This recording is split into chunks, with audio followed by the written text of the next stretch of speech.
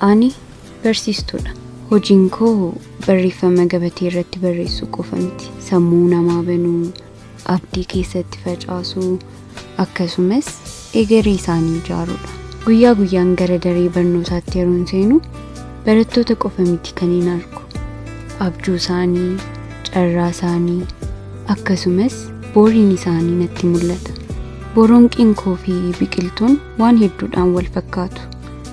Lamaan isaanii yeroo ilaalaman xixinnoo fakkaatanis boronqiin gabatee gurraacha wajjin yommuu wal argu cuunfaa beekumsaa barsiisotaan obaafamu, dukkana doofummaa mancaasee ifa guddaa ibsudha. Biqiltuun xinnoon kunis lafa wajjin yommuu wal argitee bishaan gahaa argattu muka guddaa gaaddisa hundaa akkasumas da'oo simbirroowwanii taati. Yoo sirriitti kunuunfamtees qilleensa qulqulluu kennuun hundee jireenyaa dhala namaa taati. Yeroon biqiltuu kana dhaabu waan tokko nan yaadadha. Akkuma biqiltuun kun kunuunsa barbaadu, barattoonnis jaalala, obsaa fi qajeelfama barbaadu. Keessumaa barataan koo sanyiin barataa koo cimaadha.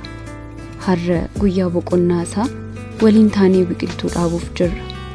Akkuma sanyiin har'a lafa keessa facaafamu, boor muka jabaa ta'ee guddatu, akkasuma sanyiin har'a barataa koo cimaadha.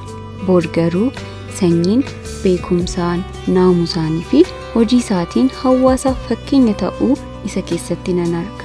Anaaf barsiistuu ta'uun hojii qofa miti.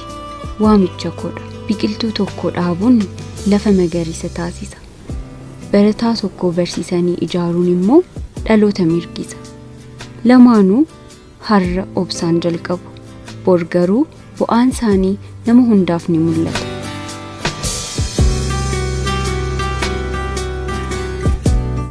Kun abdii koo, amantii koo fi gammachuu koo isa guddaadha. AMN Digital sagalee dhaloota.